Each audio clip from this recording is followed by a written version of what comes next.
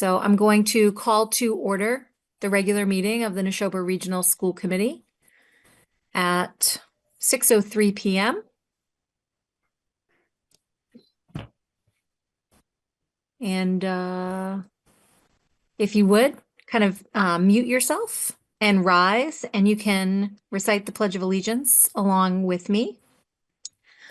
I pledge allegiance to the flag of the United States of America and to the republic for which it stands, one nation, under God, indivisible, with liberty and justice for all. All right, John made it. Great. Thanks, John.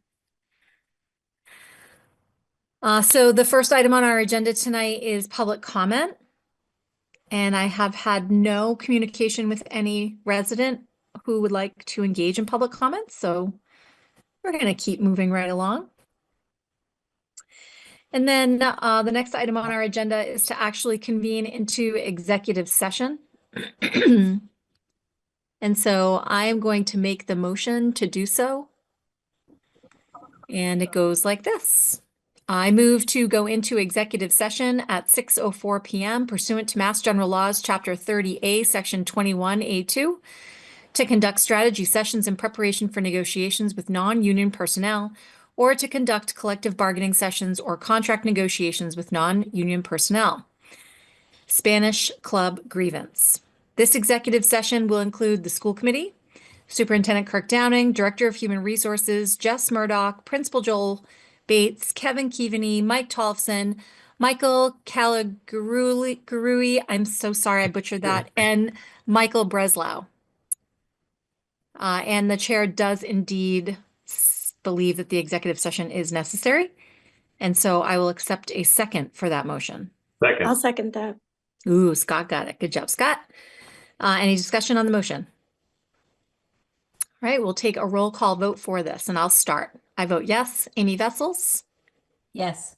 Scott Powell? Yes. Joseph Gleason? Yes. Robin Plama? Robin? Yeah. Yes. Thank you. John? Yes. Jackie? Yes. Amy Cohen? Yes. Sharon? Yes. And Shondor? Yes. Very good, everyone. So we are now in executive.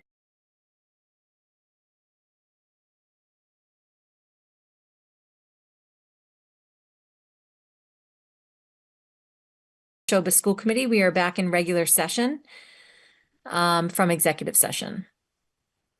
So the next item on our agenda in regular session is a consent agenda. You all can see that it is a pretty full consent agenda. If there is at any point anyone who wants to pull something out of the consent agenda, that is acceptable. And speak now if you're interested in doing that. All right, not seeing any. Amy Cohen, I wonder if you're ready with a motion for the consent agenda.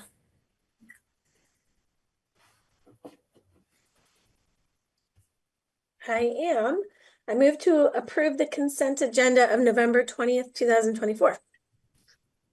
I will second that. Is there any discussion on the consent agenda? Not seeing any golden hands. This obviously includes the school improvement plan, so there's a lot in there. All right, let's go for the vote. Amy Vessels. Yes. Myself, yes. Robin. Yes. Amy Cohen. Yes. Sharon. Yes. Jackie. Yes. John. Yes. Joe. Yes. Scott. Yes. Shondor. Yes. And Lindsay. Yes. Did I get everybody? My screen jumped. Scott, did I get you? I did, Alita? Okay. Woo. Thank you. Very good. So beyond the consent agenda, we're moving to the school committee chairperson update. I have nothing significant to alert you of in my realm outside of the agenda items. So we'll skip past that and go right to the student representative report. And I'm happy to say that we have Ava and Ryan with us. Hi, guys. Hello. Hi. What's going on? What can you share with us? So we have a Wolf Day coming up. So during it's 3 25-minute periods, and we have a Power Puff going through all those three. During the first two, we have like a bunch of different activities anyone can kind of do, like arts and crafts, movies, and all that kind of thing. And then during the third period, everyone comes to the turf to watch the final game. We also have an inflatable costume like relay race going on at that same time, and then we're doing a teacher fundraiser, and all the profits of that are going to a food drive that Ava's going to talk about in a second. But just basically different teachers volunteer to get pied, and then you donate and have a chance at pieing them. And the green team is making final touches to the project that they are doing with NASA, and the final interviews with workers were done yesterday. Now they're working on narration and editing.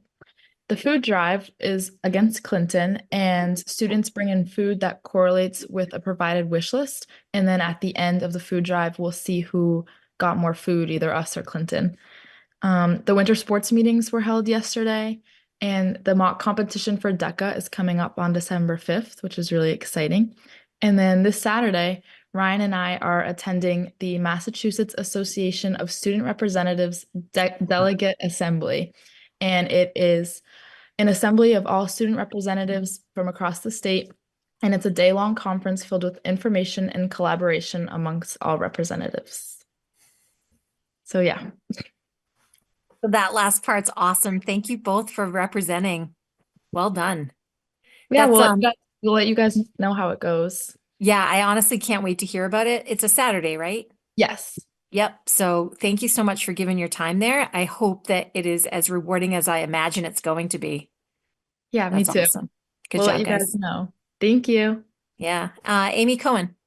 Yeah, I wanted to echo what Leah just said about that. And also I was wondering if that's something new that is like the first time that the student representatives will be attending that. Looks like Superintendent Downing has an answer for that. Yeah, go ahead, Kirk. We actually had our team going to this conference last year, and inclement weather canceled the conference, which is why it is a new phenomenon. It's something that's been, so we had plans that were interrupted. And I just want to take a moment to thank Ava for covering the first section of my superintendent report tonight. So now I can move on to bullet 2. I didn't have, Ava, I came looking for you, didn't have a chance to find you, but Ryan and I had a chance to talk a little bit about it. So I'm excited that you're both planning to attend. Yes. Yep. I'm so excited. Yep. I want to know if either of you guys is going to be wearing an inflatable. No, Oh, there's no way. I'd probably trip and fall. I'm willing if we need an extra, but I'll have to see. Okay. School committee members, do you have any other questions, comments, jokes you'd like to throw out there?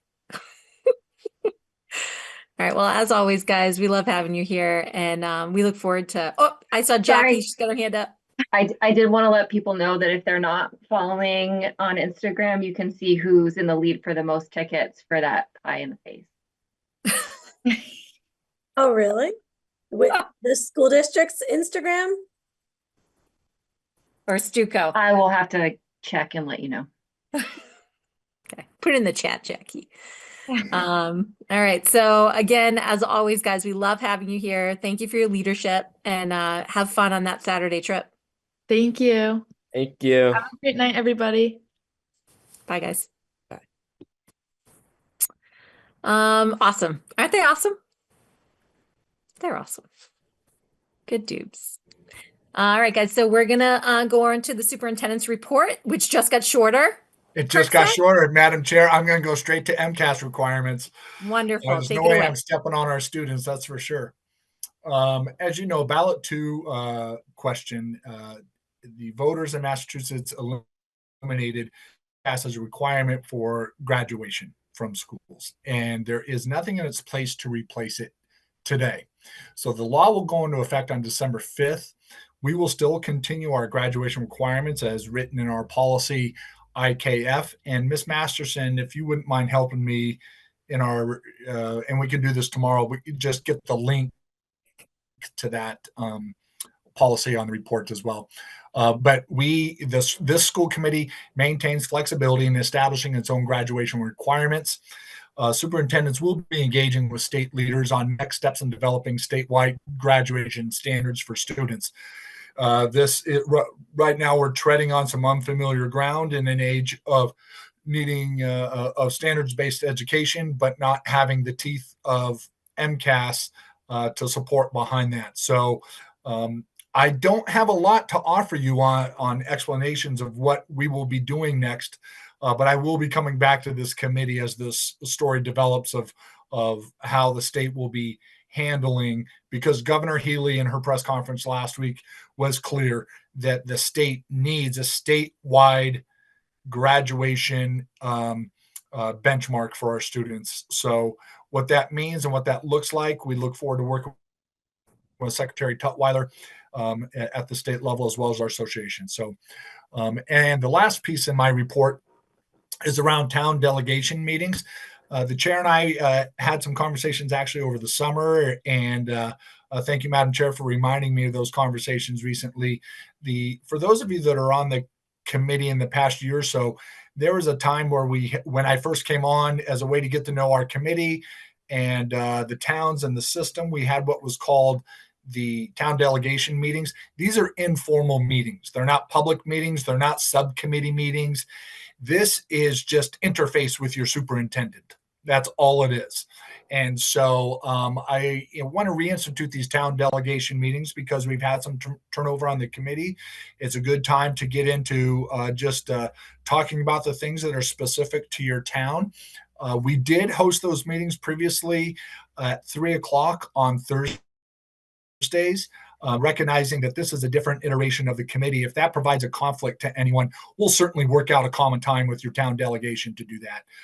So don't be worried about that time. That was just to institute past practice. So if there is any issues with that particular time, I've already talked to the chair about one particular town we'll make an adjustment for, and I'll reach out to those folks and we'll come up with a common time.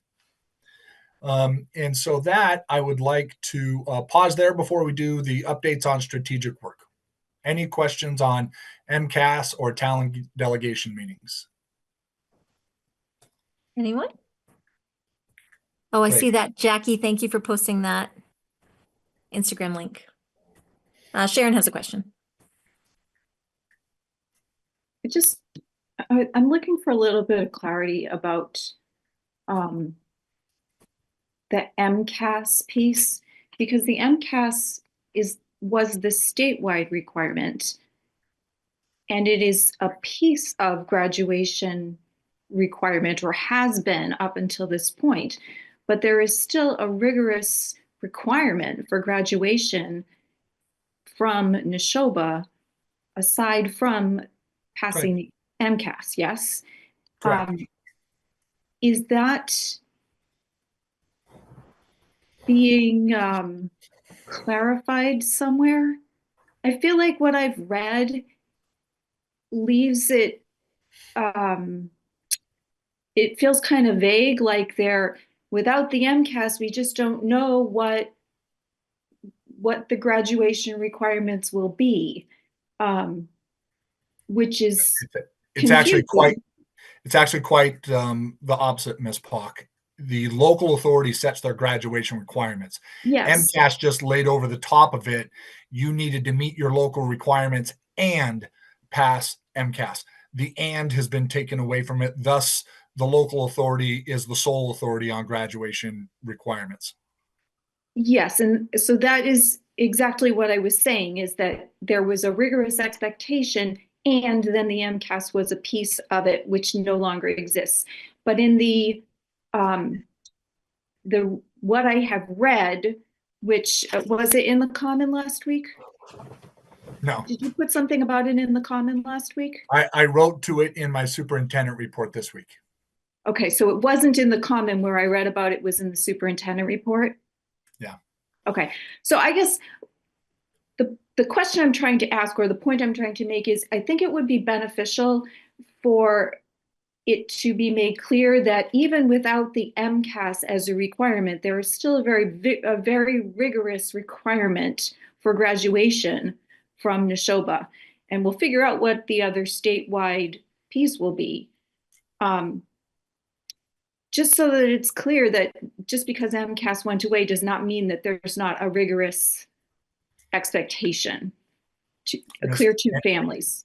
And Ms. Pock, that's why I pointed out in my superintendent report that policy IKF outlines the graduation requirements for our students. So that is straight out of our policy. So that will be in the information when it's presented to parents?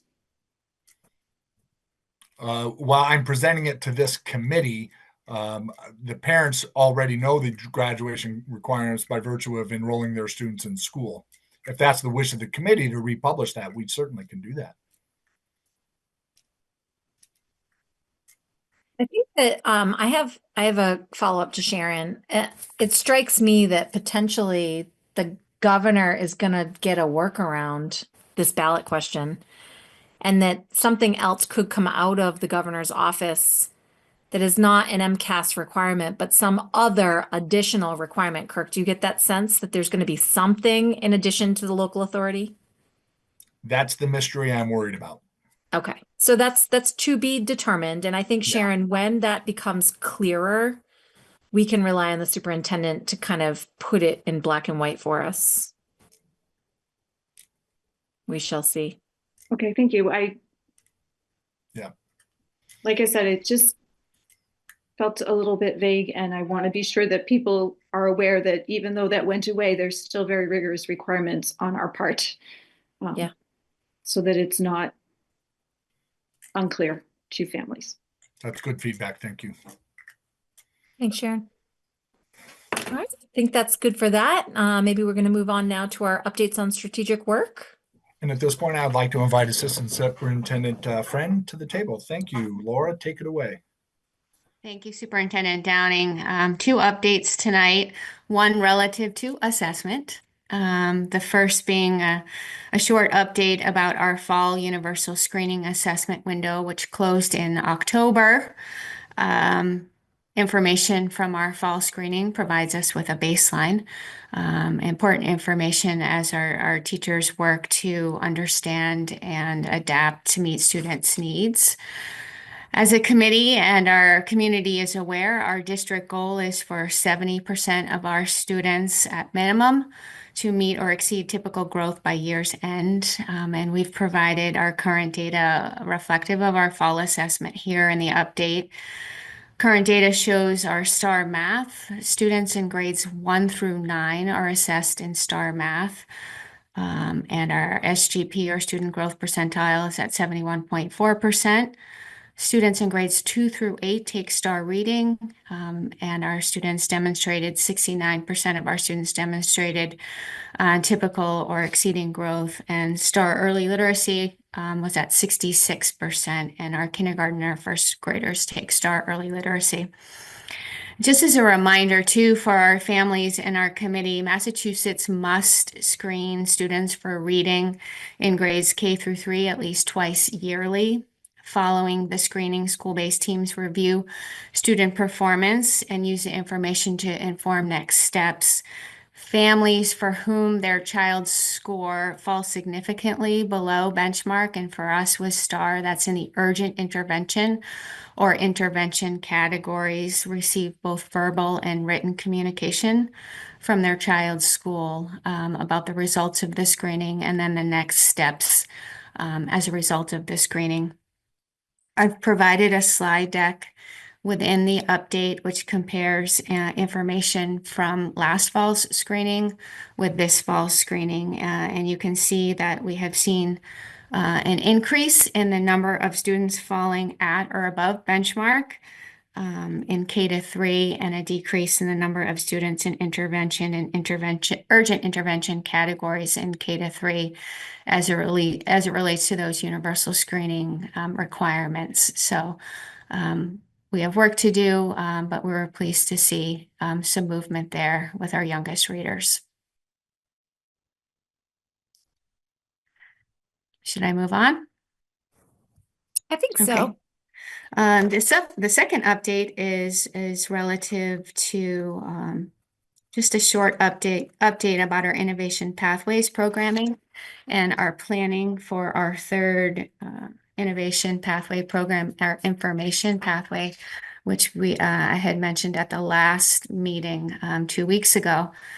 This pathway will provide students with opportunities to learn and apply skills in information technology, digital media, and data science. Plans are currently underway, and thank you for the approval of the planning grant in the consent agenda. That planning grant funding from that will help us support planning as we work to develop our programming, our coursework, and our pathway for this particular pathway, which we are looking to implement next fall. We did implement a survey for students and families in grades 6 through 10, and our students and families showed an interest and enthusiasm for this pathway. So we're excited about that support, and we are looking forward to working with Dr. Boynton and her team under the leadership of our Innovation Pathways Coordinator, Bridget Hannigan, in support of teaching and learning to get this going for our students. We're excited about it. We will be looking for grant funding, implementation funding to help support the implementation of this pathway as well.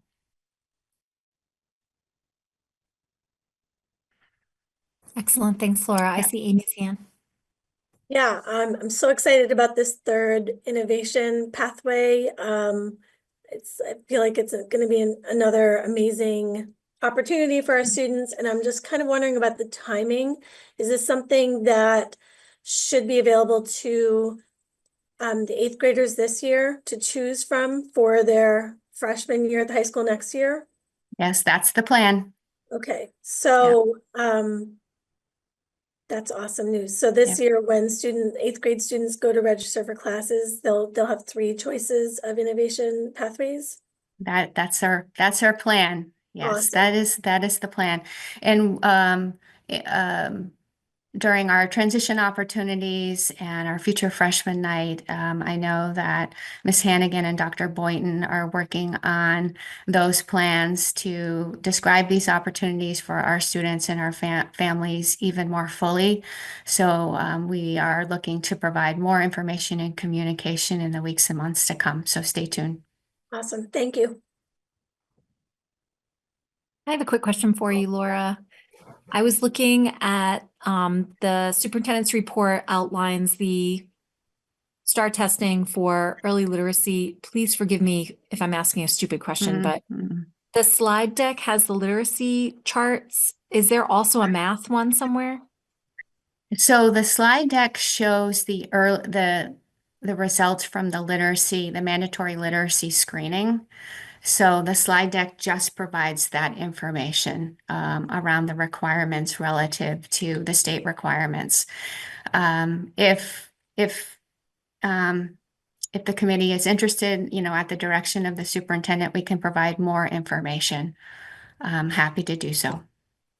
Well, what I'm noticing in the literacy results is significant improvement.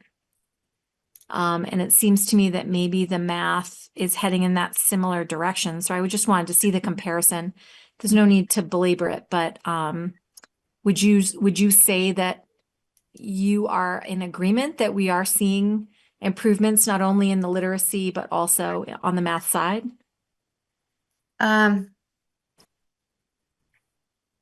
I would say, STAR's one data point, right? And so, we would look to MCAS. We'll see what happens with MCAS. We'll look to our other, curriculum-based measures to round out the information around that. I will say that, in our analysis of the 2024 MCAS results, we were seeing movement with math, positive movement for math. So the increase in performance with math and the increase in student growth percentile is pointing to that. But we continue to just be very careful and share with our teachers and our families. This is one data point. It's an important data point that shows us our growth and areas of need for students, but the direction would be such, but I would say that conservatively. I'm going to add in here. Yeah. That I would just say, as an indicator assessment, the indicators are showing us growth, and we would anticipate to continue that trend. That's what we're hoping for. And just a quick follow-up question. You said that the students who are falling into the bottom two categories, intervention and urgent intervention, they've been notified and there are going to be individual conversations with those families that are contextualized and sharing with those families what their children are being given for extra or additional service. Right, that's correct. Most recently during our conferences, so our teachers had that information to share with our families who attended those conferences, and there are plans to follow up with any families via phone call if our families weren't able to attend those conferences, and then a written communication follows up from the verbal communication as well. Excellent. Okay, I think Shondor is next. Just heading back to the innovation pathways for a second. Obviously, as a tech guy, I love adding a pathway in that direction. But I would hope that there's an effort made to encourage people that are typically underrepresented in the field to consider that pathway, specifically our young women and minority students. Thank you. Thanks, Chandra. Amy. I just wanted to follow up on your on Leah's kind of line of questioning around the math data. Because now I would like to echo her kind of request to have that data shared out. So I think the graphs really help the community understand what the data is showing, and without it, it's hard to draw conclusions. So Maybe Kirk and I can chat about how best to do that, and if there's an appropriate context, maybe in the next superintendent's report, we could add that. And I'll follow up with Ms. Friend at our cabinet meeting on Monday. Okay, so we're talking math star assessment K through 9. Yeah. 1 through 9. 1 through 9. Thank you. Yep. Okay, everybody. Okay. Anything else? Yeah, we have one more item, Madam Chair. Go right ahead. The digital learning plan and AI guidelines. We have included just a brief few words in the superintendent reports. As you know, Mr. Jed Stefanowicz is a statewide leader, a regional leader in this sector, and works right here in Nashoba. And we're blessed to have him. I'm going to turn it over to Assistant Superintendent to introduce Mr. Stefanowicz. Oh, I thought you were taking it away, so I just put myself on mute, Superintendent Downing. So, it is my distinct pleasure to welcome 2 of my very fine colleagues tonight. So that is Mr. Jed Stefanowicz, who I have the supreme pleasure of working with. He is our Director of Digital Learning and Innovation, and has done an incredible job in partnership with Sue Chi, our technology manager. And when Jed came on board, he immediately developed a very strong partnership with Chi, recognizing that the software, the hardware, and the learning are all combined. And so we are very pleased to share with the committee and our community this evening some draft documents. One of those is a draft digital learning plan, and the other is a draft AI guidelines plan. And these are dynamic plans, and Mr. Stefanowicz and Sue Chi are here to give an overview and share where we've been, where we are, and where we hope to be. So with that, I'm going to turn it over to you, Mr. Stefanowicz. Thank you for joining us tonight, and thank you, Sue Chi, for joining us tonight as well. Well, thank you very much. And since I insisted upon 2 introductions, thank you both very much. I'm grateful to our superintendent and assistant superintendent for their ongoing support, but also for those kind words of introduction. And I'm grateful for the partnership of Sue Chi. And Laura, you're exactly right. Partnership is a theme that from day one has made the decisions we make and the moves we hope to make possible. So I thought about how I wanted to introduce myself to this committee, and I want to thank the committee for this opportunity. My name is Jed Stefanowitz, and it does rhyme with Bananowitz. So now not only do you know how to pronounce my name, but you also know that I began as an elementary teacher. But more about that shortly. I was thinking about some of the math when it comes to educational technology. And I was a student at the arrival of personal computers. I became a teacher back in the 1900s at the arrival of first classroom computers and the internet, the first dial-up computer in my classroom. I became an instructional coach at the arrival of a pandemic, and I became an administrator at the arrival of generative AI. All of these things seemed like they would be these seismic moments in our work, right? But really, to me, what they all served to reinforce was that teaching and learning has always been, will always be a uniquely human process. Now, that being said, I'm an advocate for EdTech. Always have been, as a student, as a teacher, as an admin now. But with EdTech being a tool to activate and engage student learning, to amplify student voices, and to make learning visible. That's my relationship with technology, and that's the lens I bring to my work here at NRSD. So that being said, I'm going to share a dozen or so slides that will, as Laura said, take the words of our digital learning plan and guideline doc and just give you an overview. So let's go over to that. Thumbs up if you're looking at the digital learning plan doc. Great, thank you. That is my information. You'll notice that there's also a year 30 on that slide because this is year 30 for me in the business. Like I said, I was a classroom teacher for 22 years before moving into the role of an instructional coach for 6. And now this is my second year at Nashoba. So at the age of 35, I'm moving along pretty quick, I think. That being said, I want to talk about my vision. You've heard my vision, but the vision of our digital learning plan. And part of the arrival, my arrival in the district was to kind of put this into words and then put it into a plan. So envisioning a learning environment where technology enhances education for all students, and that means each and every student. Aiming to develop students who are proficient technology users, effective communicators, and prepared for success in our or their increasing digital society, not to mention their upcoming new school. Right? And that's really the shape here is, are we preparing students for their future, or are we stuck repeating ways of teaching and learning from our past? So there are 7 main buckets in the digital learning plan, but essentially, as it's written, promoting a tech-enhanced educational environment that is inclusive, student-centered, and secure learning experiences.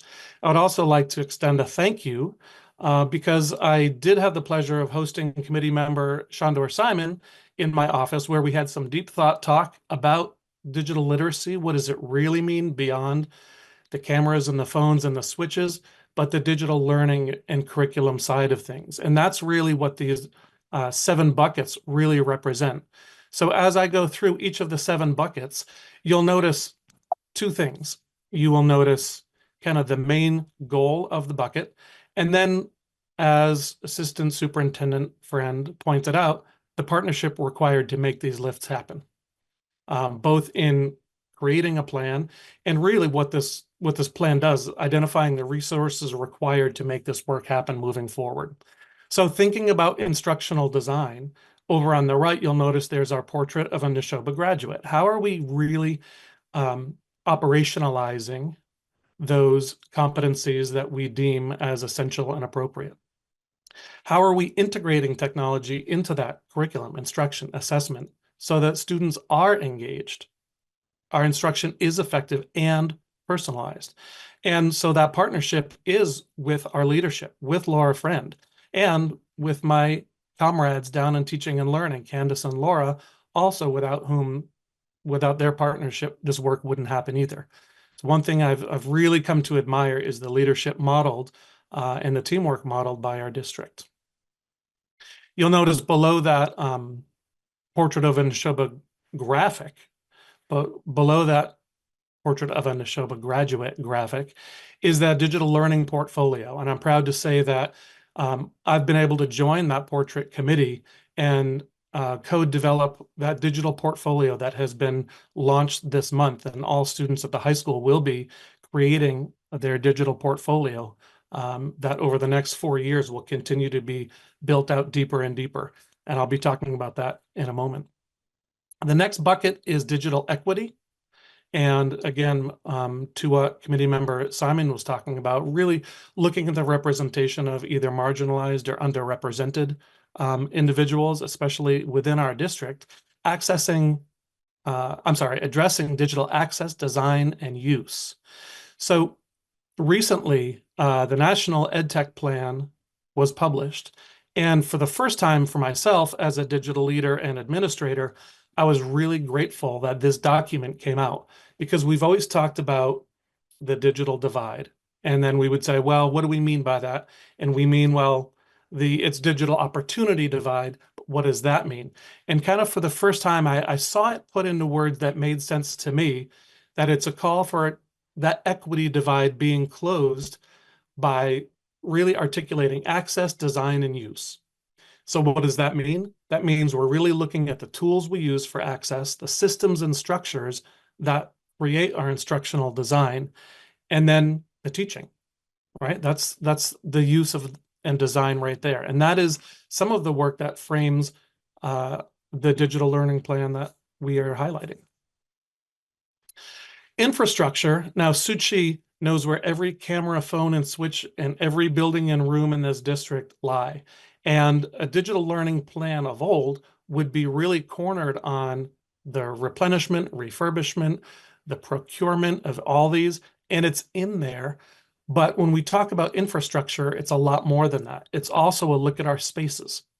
And one of the things I'm really proud of is taking a look at, for example, our elementary computer labs. They're no longer technology labs. They're not computer labs because they're not about computers, right? They're digital learning spaces because it's about the learning going on in those spaces. And upon your first glance at these 3 labs, they look like a classroom. They don't look like a technology lab. The focus is on the learning. The focus is not on the machines in those spaces. So just making some quick moves and asking questions from an outsider's point of view when I arrived really helped, I think, make some of those moves forward-looking as well. So homeschool connection is the next big bucket, and with partnership with Bridget Hannigan, our communication specialist. The goal here is leveraging technology to improve the homeschool communication, fostering deeper family and caregiver engagement. 3 pieces toward that, right? So for each of these, I want you to see, what is this really going to look like? So Google Classroom becoming a more ubiquitous place for students to be able to go and understand and be able to track and find what is expected, what is required, what are the communication methods. NRSD profile pages, the goal of which being teachers having a website, or we're calling them profile pages, just so that there is an increased presence. And then another is, and this is a personal favorite for me because I made it, is producing the Great Road podcast, and that's the NRSD podcast. And if you are a listener, thank you, you might be the one. The season 2 has launched this week. In fact, I think the first episode dropped today, and it features, it's a close look at No Place for Hate at Hale Middle School. So a really interesting conversation with 3 amazing middle school student leaders. So I encourage you to check that out. And I think it will be right on our webpage as of now, I believe. So looking at professional learning, that's the next big bucket. I'm also excited to say that our NRSD innovation team launched, and we had our first meeting this week. And that NRSD innovation team is really just meant to be, who are those people who are the early adopters, the piloters, those who are doing, trying new things, maybe those who might be interested in piloting tools that we want to really evaluate systematically and intentionally. And then the creation of a digital learning library within our professional learning site. And that's different from just a repository of videos and trainings and how-tos. We're really trying to provide a space that is contextualized for our Nashoba teachers to say, everything from, yes, how to add a new page to your profile page, but also how might Newsela or Nearpod or Book Creator really provide targeted support during your win time. So really being intentional, so it's not training videos, but really use case scenarios. And again, that is through the partnership of our teaching and learning department.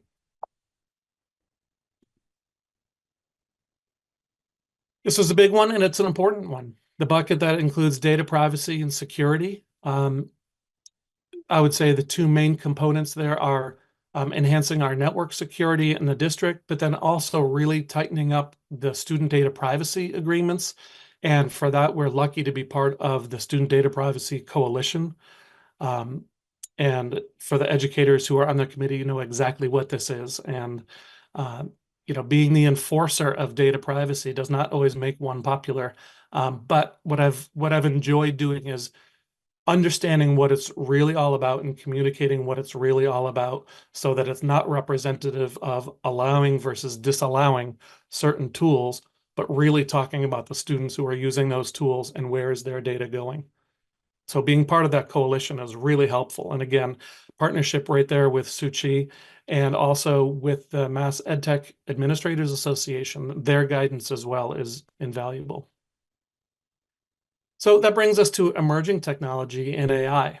And as educators on this call, parents on this call, or just interested committee members, you know that there's nothing more quickly emerging than AI.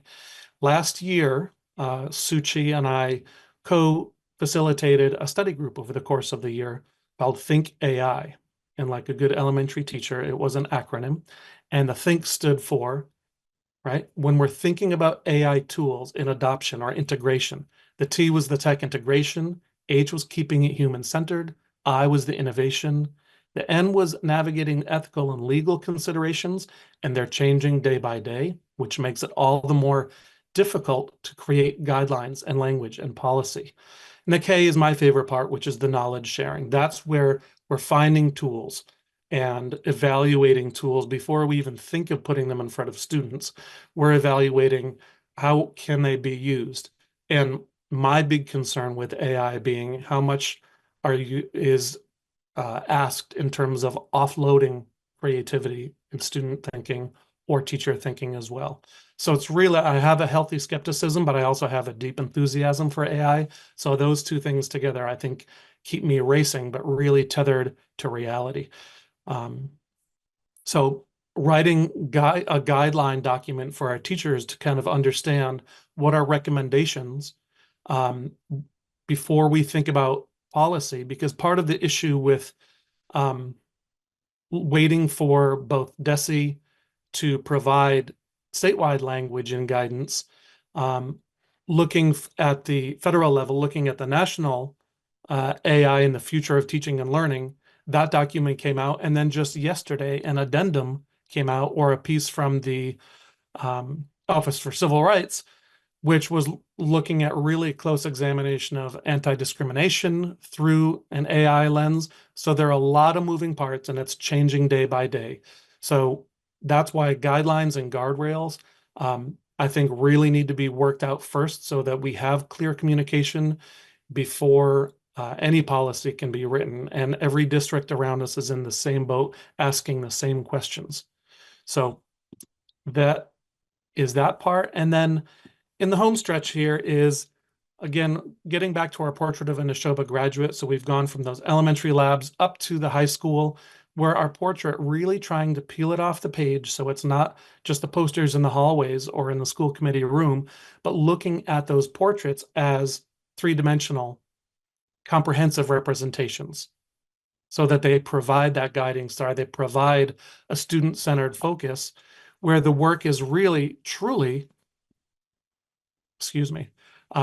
those digital portfolios as they're built out this year. And part of the joy has been having students help us design what those portfolios would look like, having some kind of beta testers as well, really ensure that the digital portfolios as they're made really are student-driven growth stories, meaning that they blend these four components, the narrative piece, the skill development, but then it does provide visualized learning and authentic application. If we're serious about learner transfer and we're serious about what we call our essential competencies on that portrait, then we need to find ways where it's assessed, it counts, it matters, and it's important to students as well.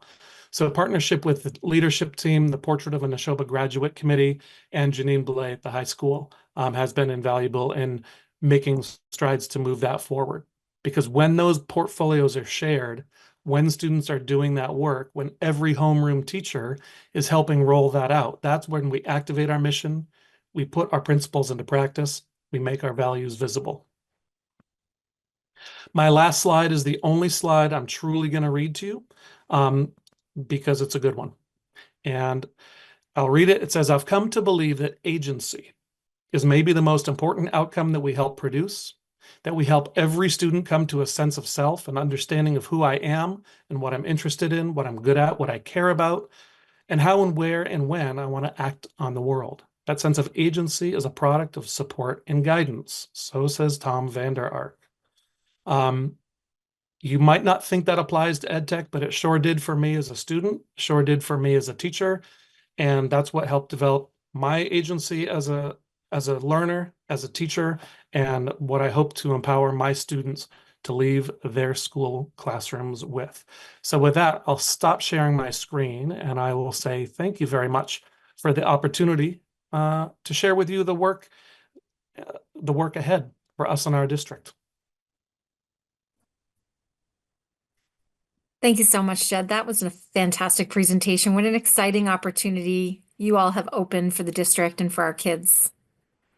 So thank you to you and to Chi. We appreciate you both being here. I wonder if we could open it up to the committee for any questions or comments.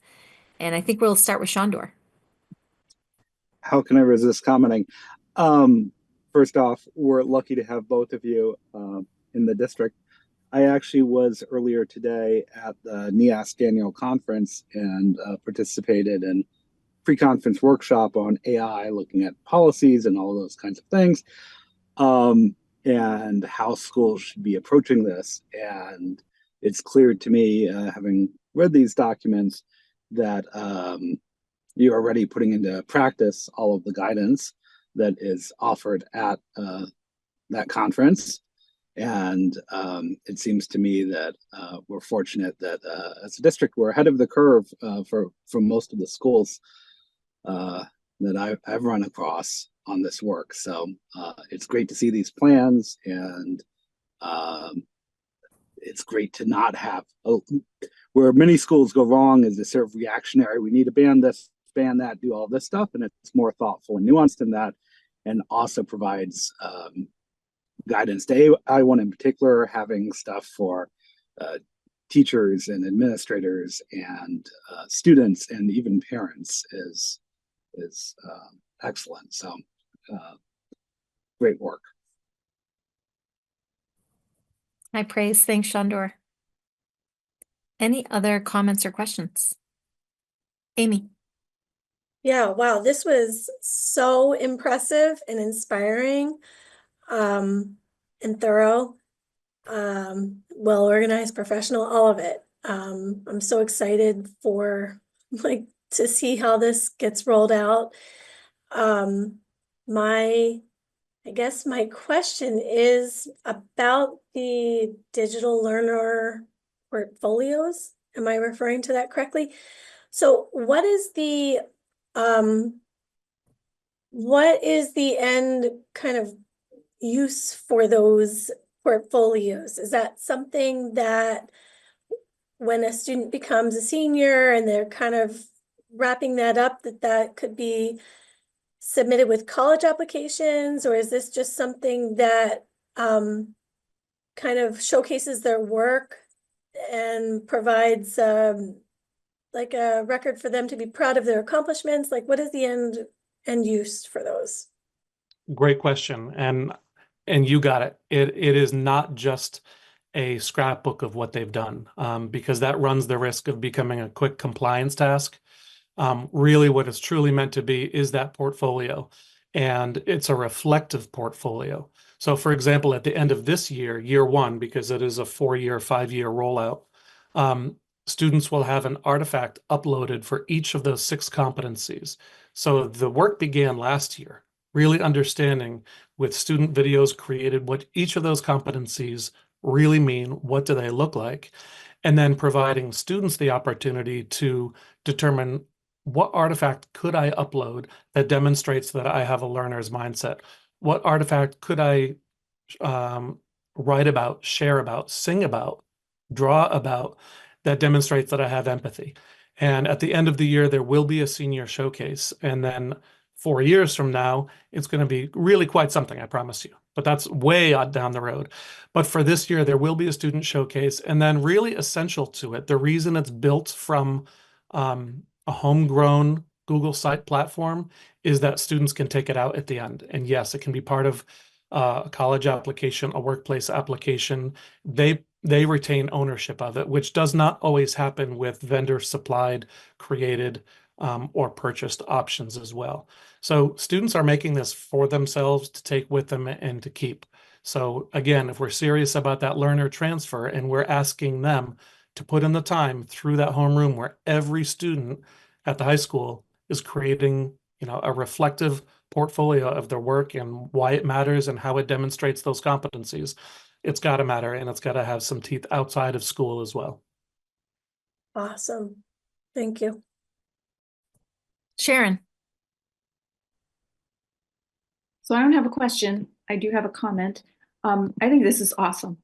And I love the innovation. I love the that it's unique to Nashoba. I love the cutting edge piece of this, that this is something that is totally new created for our students.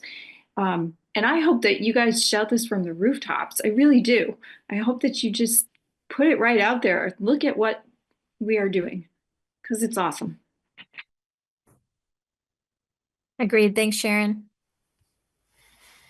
I would echo what Sharon is saying. And the one thing that I love about the Portrait of the Nashoba Graduate and this work that NEASC is kind of pushing all of these schools to do is create purpose beyond content. And it helps us recognize that skill development, in my opinion, is more important than content knowledge. And that if we are teaching the kids how to learn and how to think, that they'll be able to master any content going forward. So I love that the district is pivoting in that direction. And I know that the district will kind of follow along with that, and that the portfolio can be a guide, kind of a beacon for that pivot. So I appreciate it as well. I think, Kirk, did you want to wrap up here the superintendent's report? I want to thank Mr. Stefanowitz and Suchi for being here tonight. We're in good hands in our technology and digital learning department. When Mr. Stefanowitz onboarded into this position almost a year and a half ago, we talked about what would be an effective way to bring him through an entry process and do important work. And this digital learning plan draft document is the process that we've been going through. So thank you, Mr. Stefanowitz. Thank you, Suchi, for being here tonight, and great work. Thanks, guys. We appreciate you being here. Thank you Good so luck. much. I appreciate the time. All right, everybody, we're going to move the agenda now to the next item, and we're heading into new business. And the first item under new business is the STOW decarbonization roadmap. And we are looking for a vote this evening, and we'll explain why. But I'll let Kirk introduce our special guests and cue up this discussion. Madam Chair, thank you very much. I have two gentlemen here with us tonight, Mr. Arnie Epstein and George Voigt of STOW. They're going to talk to you about the STOW decarbonization roadmap. I want to set this up for a minute for the committee to understand why they're here in front of us tonight. Oftentimes in the Commonwealth, systems are set up that are a little quirky for towns that are in regional school systems. And that for many of our towns, the school systems exist within that single town, and they own those properties and they share in those requirements. Well, the town of Stowe has an opportunity as part of a green community to bring some good work to the town of Stowe and through the decarbonization roadmap. Mr. Epstein reached out to myself, Mr. Mulcairn, and Mr. Frieswook quite some time ago to explain the process that he's going to explain to you tonight. And it's basically for the town of Stowe to move forward with their grant funding, they need both the approval of their local select board and their school committee. Well, a school committee in a town that's not a region has the authority of just that singular town. We are a region. So while we are a regional school committee, this is specifically for the town of Stowe, and it's a perfunctory step so that they can submit their grant funding and need a vote of the local school authority to do so. What they're presenting to you tonight has no financial impact on the district. It is for the residents of the town of Stowe. So anything that you hear regarding Mr. Epstein's presentation tonight, if we were to hear from the town of Bolton or the town of Lancaster, that would be rising up from those towns. So with that preface, I am going to bring forward Mr. Epstein and Mr. Voigt. And as we are a little bit behind here, I'm just going to ask them to give us a brief presentation on the decarbonization roadmap. And I ask that our committee take action tonight so they can proceed with submitting their application to the state of Massachusetts. So gentlemen, the floor is yours. Thank you. Should I share screen for the, all right.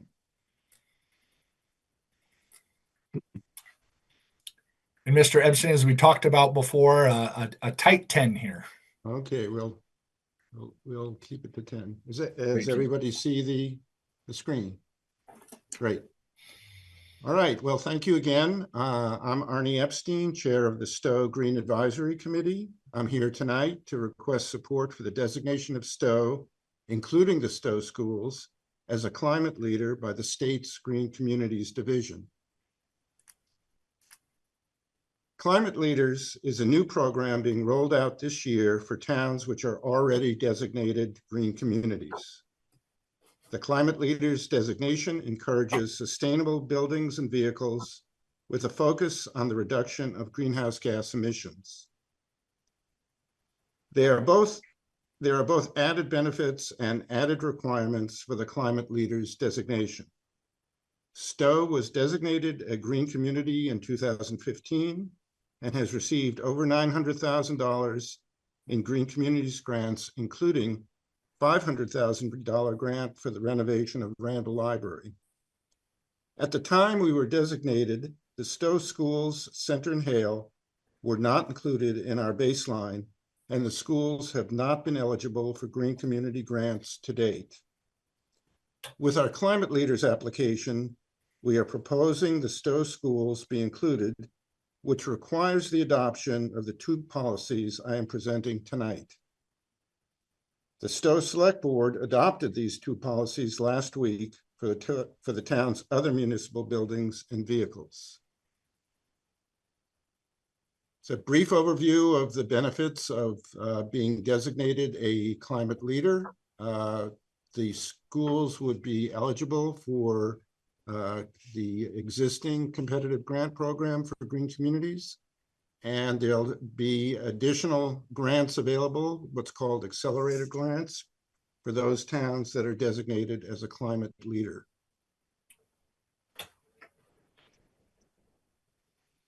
This slide shows what the requirements for climate leader designation are. As you can see on the slide, there are 6 requirements. 4 of the 6 have already been completed. The last 2, the adoption of the Zero Emissions First Vehicle Policy and the Decarbonization Roadmap, have been adopted by the Stowe Select Board, but require adoption for the Stowe schools in order for the schools to be included as a part of the designation of Stowe as a climate leader. The first policy is called a zero emissions first vehicle policy. The aim of this policy is to reduce the emissions of municipal vehicles over time. While the policy must be adopted by the Stowe schools, as a practical matter, it has no impact as there are no regional school vehicles registered in Stowe. The decarbonization roadmap that we'll talk about now is a high-level plan to eliminate the use of fossil fuels in municipal buildings by 2050. Stowe received a technical assistance grant to support the creation of the decarbonization roadmap and worked with the Nashoba Regional Facilities Director to develop the plan for Center and Hale. I'll turn it over now to George Voigt, who was our primary consultant for the development of the decarbonization roadmap. Thanks, Arnie. It's nice to be here, everyone. So briefly, at a very high level, the decarbonization roadmap and the trigger event timeline that you're looking at here tries to lay out the steps necessary to remove all of the fossil fuel usage from municipal facilities within the roadmap by 2050.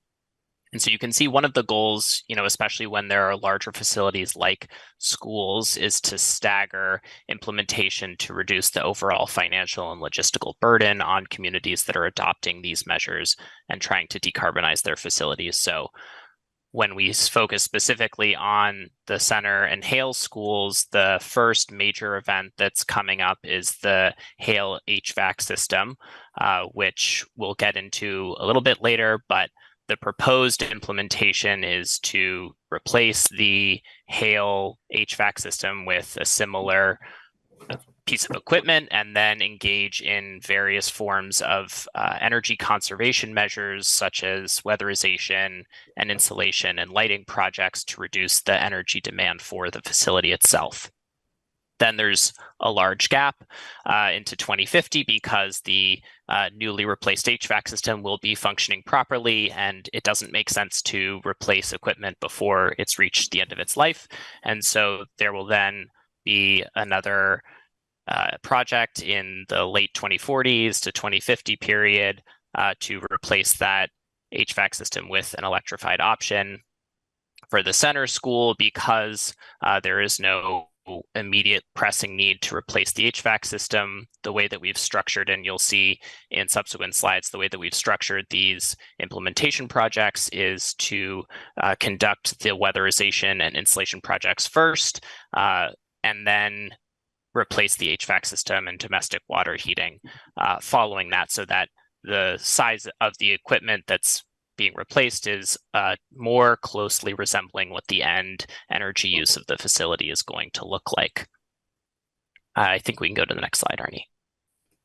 So as we mentioned, the Hale School, this is a similar table is produced for all of the facilities within the roadmap. It lays out at each of the various planned periods what the proposed strategy is, an approximate cost, a rough order of magnitude, and then an estimated energy savings.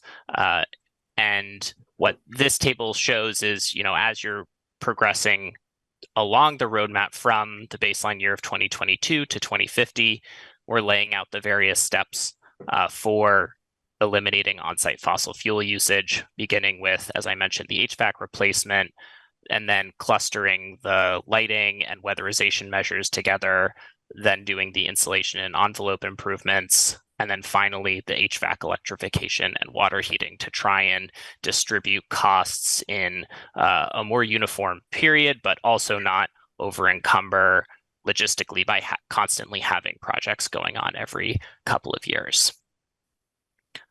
Next slide, Arnie. And then you can see a very similar table for the center schools summarizing the impacts here. The main difference is that we've estimated that there is enough time before the existing HVAC equipment is going to need to be replaced to conduct the facility right-sizing measures of weatherization and insulation envelope improvements prior to that HVAC system replacement in the early 2040s. So that kind of lays out at a high level what the decarbonization roadmap means for the Nashoba Regional School District schools in Stowe. And I'd be happy to answer any questions, and I'm sure Arnie would as well about the other pieces he discussed. Madam Chair, if you don't mind, before questions, may I make a comment? Sure. As the items that were presented to you there in the list, these are capital items, and we would follow, when these times would come up, the normal processes that we do in working with our town administrators. Of course, still has a capital planning committee, so ultimately those decisions do come back in front of the voters of Stowe. And so with that, I would recommend the committee support the request to support the roadmap. Yeah, just to add to that, for anybody who's not an expert on the regional agreement, these buildings don't belong to the school district, and so none of these costs would go into the operational budget of the school district. It would hit the town warrant for Stowe, but separate from our budget. So they are just needing our approval in a bit of a perfunctory fashion here. So I'm going to actually turn to Amy Cohen for a motion before I open it up for discussion. Thanks, Amy. You are welcome. I move to approve the Stowe decarbonization roadmap as presented. Can I have a second? Second. I will second that. Sorry, Lindsay, I stole your thunder. I couldn't find my unmute button quick enough.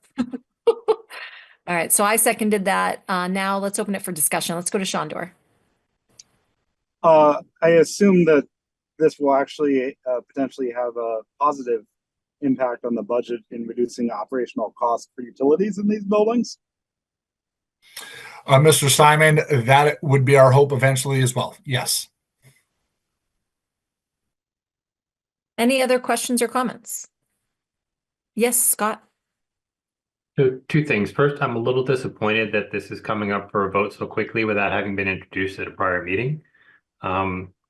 And second of all, I'm wary of this in general just because of the fact that it seems to place a burden on the townships in future years it feels like we're obligating ourselves to these spending in future years rather than it being an option down the line. So I'm just uncomfortable with, voting on something today that will have fiscal impacts far in the future that are difficult to measure. Yeah, so just two quick things on this. Thing one, this is the select board signing us up for this. We have nothing to do with all of that money that could be encumbered. So don't feel responsible. The select board has already made this call. And if we weren't, I actually did not follow this at the select board meeting either, but they are all over this. But I think that the question is good. I think what's embedded in there, Scott, is a wondering, maybe Arnie, you can answer this. When the select board agrees to this grant, are we compelled to spend the money that the roadmap identifies? No, this is and George can speak to this as well. This is an overall plan as George laid it out. It's distributed over time to attempt to reduce the financial impact to the town. But it is not a requirement, I think, in the sense that you asked the question. Okay. Yeah, and I'll just add that in addition to that, one of the conditions within the DOER Climate Leaders application is that these roadmaps get updated with some frequency. And so the idea is that these become living documents and that as priorities and availability to implement these projects change, that the roadmap itself will be updated and that these timings are likely to change over time. So their initial propositions for how this implementation could occur, and that if things do change, either from a financial or logistical condition for the town, that there's room for those entities to adjust their own implementation timing if it is no longer feasible in a given year or a given period of time. Great, thank you. Yeah. All right, so it does go against our protocol to present something and vote on it in a single meeting. but the nature of this vote, I think, allows for us to go against our own protocol here because it is the select board that is in charge of this, and we are just removing our obstacle. But Yeah. the will of the committee prevails. So if anybody feels like this would be best voted on in 2 weeks, Arnie, would that be a huge obstacle for you to have to wait 2 weeks? We could accommodate a 2-week delay. As I mentioned, this is the first year for the Climate Leaders Program. The deadline for submission of the application is, excuse me, is the end of December. So if the committee felt they needed an additional 2 weeks, it could be accommodated, although we certainly appreciate your voting today if that were possible. Okay, thank you. Go ahead, Jackie. So I don't think that I would need any additional time. I don't know. I can't speak for everybody on the committee, but I want to echo what Scott said. And then the other, I want it to be very clear that so the fiscal year 27 HVAC system that would be costs that would be paid for by the town of Stowe. Correct. So that anyone who's listening, that it's very clear. And that I was looking through all the materials, and the potential 2035 rooftop solar would also be something that would be paid for by the town of Stowe. Yes. Correct. Lancaster and Bolton would not share in those costs whatsoever. Thank you. Joe. Yeah, just to be clear, though, that regardless of whether we adopt this or not, that obligation would still be the town of Stowe's on any improvements to the school buildings. So whether we vote yes or no, it's really a moot issue because the buildings belong to the town of Stowe. They're responsible for any capital improvements. Yeah, they just Thank you. want this grant, and they need the public school system to approve it. And although we're a regional committee, so it makes this a little awkward, but So if we don't approve it, do they not qualify for the grant? correct. Thanks, Joe. All right, everybody, I think we're ready for the vote. So, Joe, I'm going to start with you. No. Myself, yes. Shondor, Yes. Robin, Yes. Amy Vessels, Yes. Jackie, Yes. Lindsay, Yes. Scott, Yes. Amy Cohen, Yes. Sharon, Yes. and John. Yes. All right, thanks everyone. So Arnie and George, thank you so much for being here with your presentation. We wish you the best of luck in your initiative. Thank you very much. Thank you for your time. Okay, everybody. All right, my friends, we're moving the agenda now to our next item, and that is sharing insights from the Massachusetts Association of School Committee Conference, which I believe Kirk, Ross, Laura, and Joe went to a couple of weeks ago. So go right ahead, Kirk, cue it up.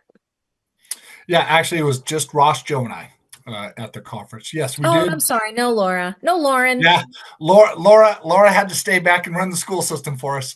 Right. So yes, we did attend the conference. I was able to attend on Wednesday and Thursday of that week, and I can share with you that most of the briefings that I attended were around budget, special education, updates in special education law. And so basically operational types of things. This is where we did actually talk quite a bit about the new MCAS regulations from the voters to understand what the impact of that was. But I will turn it over to Attorney DeGleason to share any of his insights. Thank you, Superintendent Downing. Unlike yourself, I spent most of the time dealing with policy and legal issues, and I will not belabor my time spent at the conference. It just suffice to say that it is, while I might take exception with many of the policy positions of the MASC, they do run an excellent conference. And I say it every year, I would encourage any member of our committee, if you have the opportunity to take up a couple days at the beginning of November, to get down there. It is a well-run and very well-attended conference. For me, the highlight, I got a chance to speak to one of my favorite conference attendees, a gentleman named Mark Terry. He's the vice chair of the Ashland School Committee.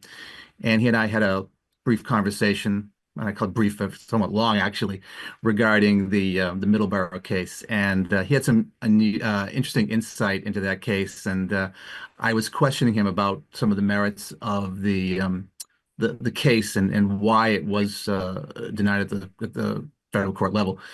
But he had indicated that I guess the court is taking the position that if the student had stood on religious grounds with regards to the offending clothing, he may have prevailed. But short of that, it doesn't appear that that case is going to vote in that child's favor. So other than that, I'll leave it at that, Madam Chair. That was the highlight for me. I always love talking to Mark Terry. He's a great guy and a great attorney. So thank you very much.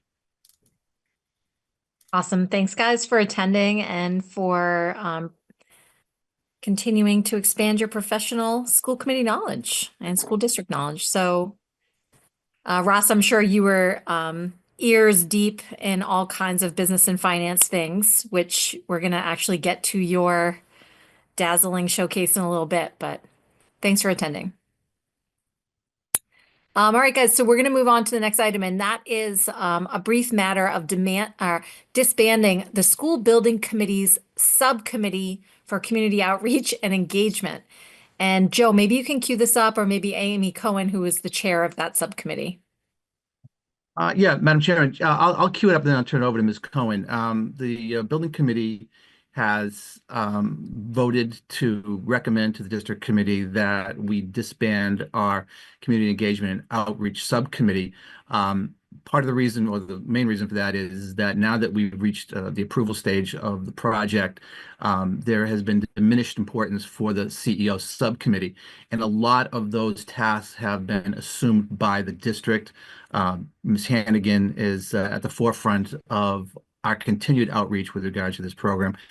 And it has been thought that at this point that the committee would no longer have any, I don't say the committee would, it's with this diminished role, it would be the recommendation of the building committee to disband.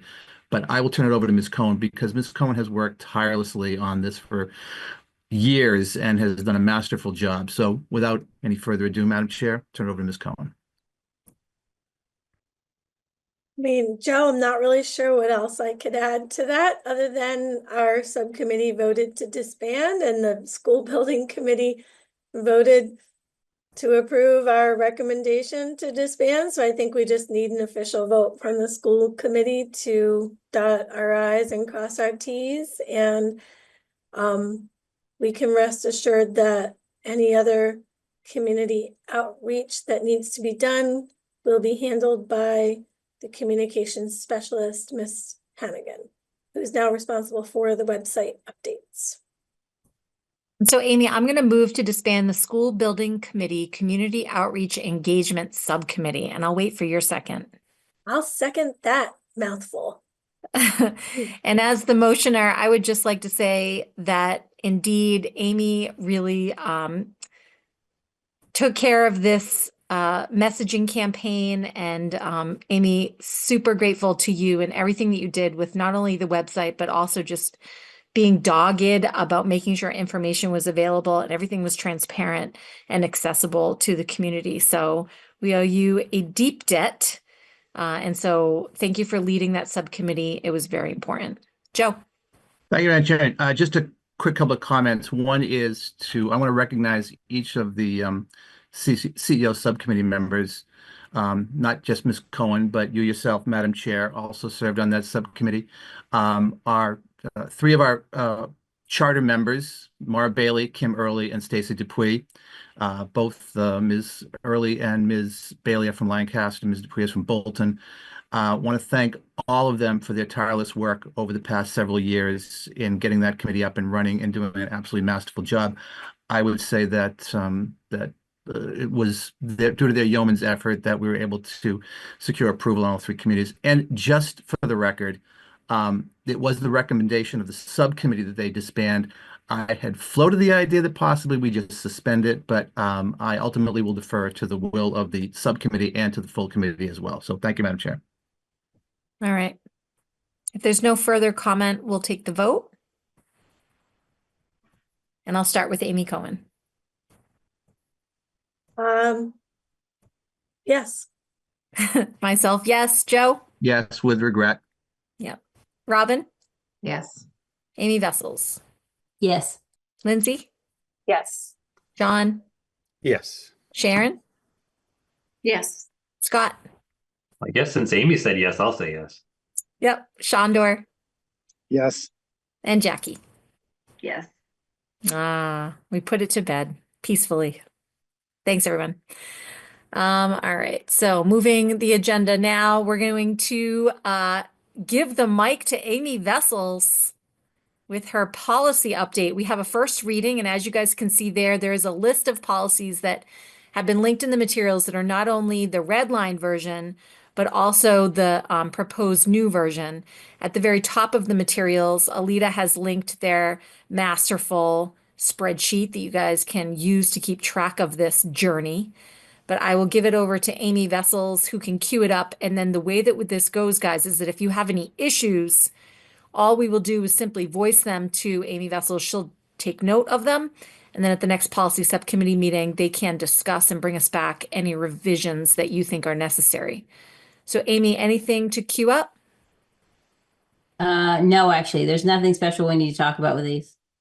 Nothing, nothing crazy, no crazy changes, substantive changes. Okay, those are still forth. We have a couple that are in the wings that are more substantively significant. Several. Several. Yeah. Yeah. Exciting. That'll be our holiday present next month, maybe. So anybody have anything that they want Amy to make note of? Amy Cohen. Yeah, I'm sorry if this has already been addressed in prior meetings, but can you just remind us, are the red lines the suggestions from the revisions suggested by MASC, or are they just, is that all they are? Or do they also incorporate any kind of feedback that your subcommittee has already incorporated? So when we make other changes besides what MSC asked for, we call your attention to them. I point them out. So when you see the red line changes, that's MASC. And then if I call your attention to a specific one and say, we added this, that's us. But I always call your attention to it if we've added something. And there's none of that this time. Got it. That's all. That's what I was trying to get an understanding of. I'm very cautious about, I feel like a policy is such an important part of the role of school committee. I want to be cautious about moving through these so quickly at the, even though it's super efficient. Yeah, and I think that, like Amy said at the beginning, that ones that have substantive changes, they're few and far between. And they sometimes require Kirk's input and even legal counsel's input. And we'll draw your attention to those more important ones. Shondor. Kind of related, as requested by the committee last meeting, there's now a key on the color coding of that spreadsheet. It's a different tab. Nice. We love a good spreadsheet. Thanks, Shondor. Yeah, Scott. So I have an issue with G as in George, B Edward, B Charlie. It's the third one from the bottom, the only one with 5 letters in the policy. Got it. Go ahead and explain your concern. So the policy talks about a $50 per calendar year exception. And I guess if our concern is a $50 threshold, shouldn't it be $50 per fiscal year? Because if it's $50 per calendar year, in theory, that's $100 per fiscal year exception. So it seems like a higher threshold than it appears to be, and from my point of view. I mean, in theory, you can give someone $50 in between June and December, and then give them another $50 between January and May. And, if we're talking about, for example, a student and a teacher, then they just gave that teacher a $100 gift. So I'm just pointing out that it talks about calendar years, and I'm not sure that's the right time frame to be looking at this through.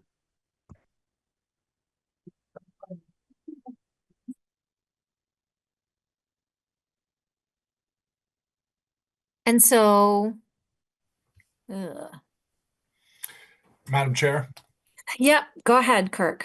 I would have to do some looking on this. I think this just reflects what is in Mass General Law. Yeah, that's what I was How actually that's going to written. say as well. Yep. Yeah, I understand that, and I thought about that, but Mass General Law operates, state level things operate on a different calendar than school district things do. And so, like I say, I'm not sure this $50 per calendar year is the right spirit as far as what Mass General Law is intending to convey. Yes, but I believe the Mass General Law trumps that. Oh, like we couldn't, even if we wanted to change it, Mass Correct. General Law would not let us Correct, but I will lower the defer to floor. Attorney Gleason on that. Joe, do Okay. you have an opinion? Thank you. No, I agree with Kirk. He's right. I actually think that it goes to what the subcommittee was saying last time, is that when MASC kind of strikes a policy, if there's no compelling reason to alter or veer, then I would be against veering from it. And frankly, $50, $100, I don't necessarily feel like there's a significant fiscal difference there from a teacher's perspective.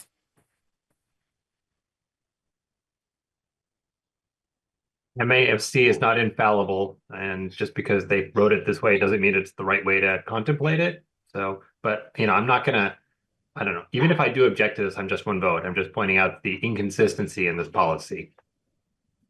Yeah. Well, inconsistency or just like inconsistent with what, Scott? Inconsistent with, I believe, what the spirit of the law is intended to convey. Oh, okay. Let's Amy, could you just do me a quick favor and note that we need to make sure that the Mass General Law is calling for a calendar year versus a fiscal year limit. That's worth noting, because if the Mass General Law does it this way, then Yeah, I think it is like when we have to take the training, I think they specifically reference the calendar year, but it is interesting. Okay, go ahead, Sharon. I was just wondering if Scott was thinking that it would be more appropriate to say academic calendar year rather than simply calendar year. I'm wondering if that's where he's going with that. Yeah. Conceptually, that is kind of what I'm thinking. I mean, for me, the fiscal year and the academic calendar year, I think, are roughly the same thing. But, and again, I mean, if Mass General Law, I don't know that the Mass legislators who wrote the law necessarily contemplated the implications of it for the school district. Yeah, but oh, I see what you're saying. Okay, well, we'll look into that, Scott, and see if there's an inconsistency there. Go ahead, Joe. Yeah, Madam Chair, I didn't have any comment in regards to Mr. Powell's concerns regarding that particular policy. So if anybody else has any comments on that one, I will defer to them at this point. So before I make my general comment. Anyone? Seeing none, Joe, go ahead. Thank you, Madam Chairman. I'll start off by apologizing because you and I have served on this committee the longest, and you've heard me say this about 8,000 times. So get ready to roll your eyes. I'm going to say it one more time. Lawyers do dwell on small details, and it's just sort of a general observation I would have for our policy subcommittee, especially since I took it upon myself to sit into the policy panel discussion at the MASC conference. When you go to the first policy that is up for revision, and it's the most minorest of issues, but it's the type of issue that will get really under the saddle of an attorney. It's looking at policy BBAA. There's just one minor change to paragraph or line 3 that talks about what committee members are obligated to do, which is have a general knowledge of the goals, objectives, and programs of the town's district. Okay, and there's nothing wrong with that. But when you go through the policies, we always refer, at least all of these revised policies refer to the district as the school district. So I just would suggest to our policy subcommittee that where you say it once, you say it 1,000 times. The same line, the same description, the same term, every time you bring up the issue of the term. So I would just say that to have general knowledge, and again, this is just a suggestion, that it shouldn't be the town's district, it should be programs of the school district, because if you go back and look at the other policies, it all says school district. So that's just a little something I learned my second year of law school, and that was in 1988. So I think it's still good law today. So Great. Thanks, Joe. Consistency, consistency. Scott. I just think that the one you draw attention to, number 3, just needs some punctuation cleanup. Yeah, when we go back to, so that was one that I reviewed, and so I can certainly fix that in anticipation of the vote, if that's what is the ask. Number 3's grammar. Is that what we're saying? Mm-hmm. What's the grammar change you want to make? I'm just curious. It would be of the district, and there, I don't believe that town should be there. Got it. Is that what you meant, Scott? Period, it shouldn't be there. A period? It's after the word district, it's a period. And you don't like the period? Well, I don't know. Well, then there's 3 more words after that. Is that supposed to be a whole sentence? Yeah, thank you, Alita. So number 3 says to have a general knowledge of the goals, objectives, and programs of the town's district, period. That's not the way it reads for me. Oh. What do you mean? For me, it says, and programs of the district, period, towns, public schools. I'll pull up the beautiful. Are you looking at the red line version, Scott, or the final version? I'm looking at the clean. Got it. Oh, all you have to do is scroll. Got it. I was only looking at the red line version. All right, so Jackie, you will fix that. Yeah, and to Joe's point, we want it to reflect school district?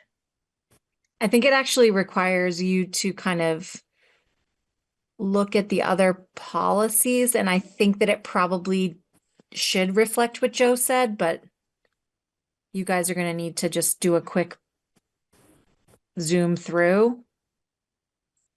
And Joe, you said that it should say programs of the school district, period.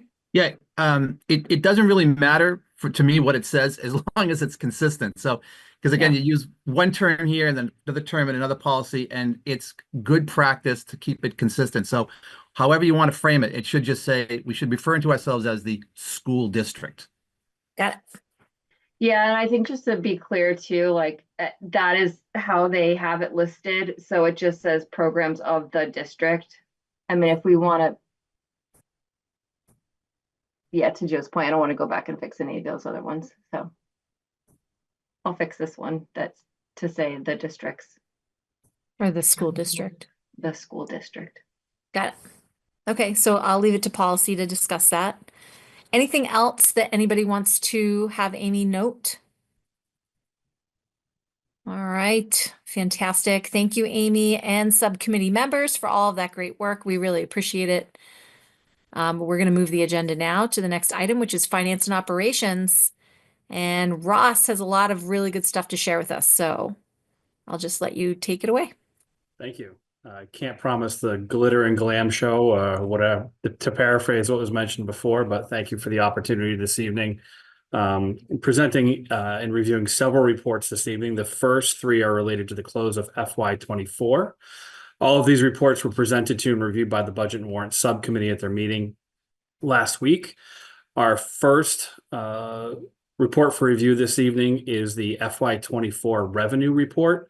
This report represents our general fund revenues outcomes from last fiscal year. The upper portion of this report is the most straightforward. This is the revenue from the town assessments that are set through the budgeting process.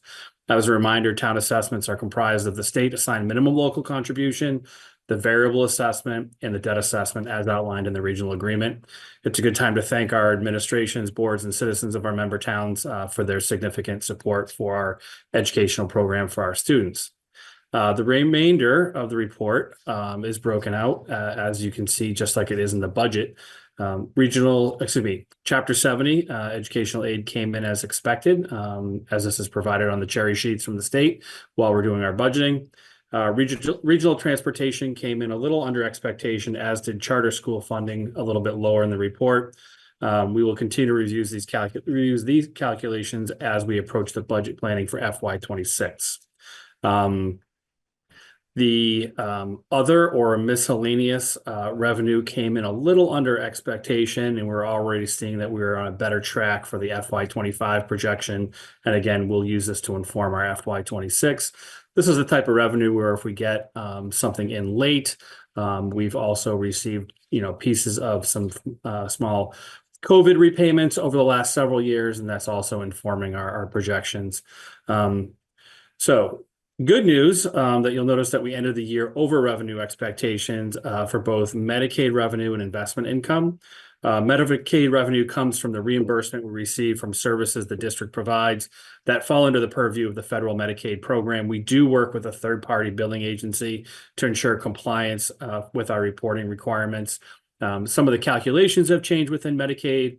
We've also had more eligibility under the rules to seek these reimbursements. So again, we came in a little bit over projection there. Also, our investment income comes from the earnings that we are allowed to receive as we keep the quote unquote cash on hand in our district financial institutions, which you'll see in the treasurer's report in a little bit. So overall, we finished FY25 just over $317,000 over projection in revenue. This amount combined with our operating surplus, which you saw last week, and our the balance in our excess deficiency fund has been applied to our balance sheet by our auditors and submitted to the Department of Revenue for our excess and deficiency updated certification. I expect to have a certified balance before our budget workshop in January. Any questions on the revenue report? I'm not seeing any. Great. As Mrs. Masterson is pulling up the revolving report, I'd like to call your attention to, Alita, I think that's on page 2. Thank you. The fact that I worked with Budget and Warrant Subcommittee for several meetings last year to refine the presentation of this report and make it more accessible, explanatory, and certainly easier to read. The Budget and Warrant Subcommittee reviewed this report at their meeting last week as well. You notice each revolving account begins with a previous balance at the end of FY23, shows the expenses incurred during the year, shows the revenues received during the year, and concludes with the end of the FY24 balance. I've also added a brief explanation for each revolving account. So at this point, I will walk you through a little bit of these accounts. I'm not going to go into detail on each one of them. Certainly, it's a larger report, but again, I think the explanation that's been added helps not only school committee, but the public understand what each of these accounts is for. As a reminder, these revolving accounts are allowable under Mass General Law, and each account has certain allowable uses and restrictions that we adhere to. If we ever wanted to start a new revolving account, we would need to bring that to the school committee for approval. So the first cluster of accounts that you'll see are the general revolving funds. The custodial account allows us to take in revenue from facilities rentals and then obviously expend towards facilities as well. We do allow and plan for budgetary offsets that you see in the budget approval for utilities from this account as a general explanation. The circuit breaker fund is used to offset high-cost special education services and placements as we receive some reimbursement on these expenses from the state through the circuit breaker program that all districts have access to, and you can see our expenditures during last year. School choice, we did not make any expenses in FY24 out of school choice. Those are in the FY25 budget to offset some of our healthcare insurance costs. And again, we take in those revenues through students coming into the school choice program. Thank you to the school committee again for working with Superintendent Downing to expand those as it helps provide a budgetary offset. We do, however, on the operating side, have to pay for our students that do attend other districts as it's prescribed by Mass General Law and the Department of Elementary and Secondary Education. Really quick on tuition and transportation, this is not related to special education, but if we ever did have a student tuitioning out someplace or tuitioning in that was non-special education related, it would be through here. In the past, we have used this account in FY24. We did. We had some students from our district attending an agricultural high school. So we arranged the transportation, and that town reimbursed us for the transportation costs during that time. The preschool revolving account, I think you're well aware of. We talked about this during the budget process last year. Our preschool program takes in tuition for certain slots, and we use that to offset the cost of our teachers and our instructional assistants in the program. Lost books is sort of explanatory. However, we can use this for technology, and we do put money in there when students do lose Chromebooks and might replace them as well. You'll see the E-rate budget just about, we try to spend that down every year. That's when we receive money from the federal government and working with a third-party consultant to make sure we're doing everything correct. That offsets some of our technology costs. The rest of these are essentially our gift accounts. So if a school is going to take in a gift or a donation directly to the school, often our donations and gifts go through our student activities. So the DESE trips, for example, at the 8th grade, you'll often see that donations are made. Those go to the student activities fund. They don't go into the gift fund because those are then paid out through for that field trip. A little further down, the high school has some breakout after its gift account for the SAT prep, graduation, guidance. Those are all related to expenses that are unique to the high school experience for students and allow for some more of those things, and certainly our EMT program. And then our last account within these general operating, or excuse me, general revolving, is the high school parking fees. We can use that to offset the costs within the parking lot. If you remember in the FY25 budget planning, we are using some of that funding this year to offset snow removal at the high school. I won't explain all of the athletic revolving accounts in full detail, but you can see the explanations here.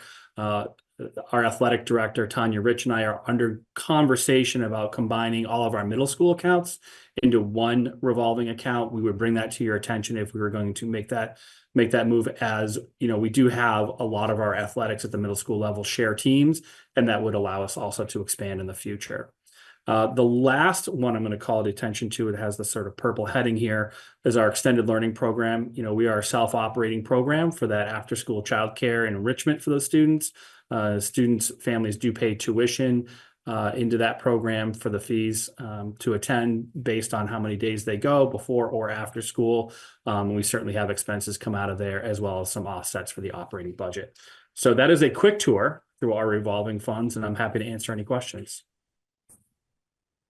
I have a quick question for you, Ross. Sure. The layperson looking at this might say, wow, you know, let's just looking at extended learning, for example, that there seems to be an account with $326,000 sitting in it after you pay everybody and after you pay all of the expenses. So why is this number so high? And are we, like, what's going on there? Yeah, so I think there's a couple of things at play here. Is that we are always looking to hire people to work on our program. So in some places we may not have full capacity of staff. I think it's wise to run a balance, because if you end up in a situation where that program needs to take on an extraordinary cost, or you know, sometimes we have students who may have extraordinary needs for personnel within that program, and we want to be supportive. And so those things, you know, it's important to make sure we have a healthy balance. I understand the question. We also have the right and ability to use this program to offset budgetary costs. We don't necessarily want to not use it for that, but we also don't want to be charging to a point where we're running a large balance. So something definitely to watch as we set rates. I think we're on the school committee agenda next month to look at rates, and working with our new program director and our previous program director for that extended learning program. We'll certainly take that into consideration. And just to be clear, any of these dollars that are still in the positive range at the end, they go into E&D, but E&D can only be 5% of our total budget, and the money will go back to the towns if we get beyond that.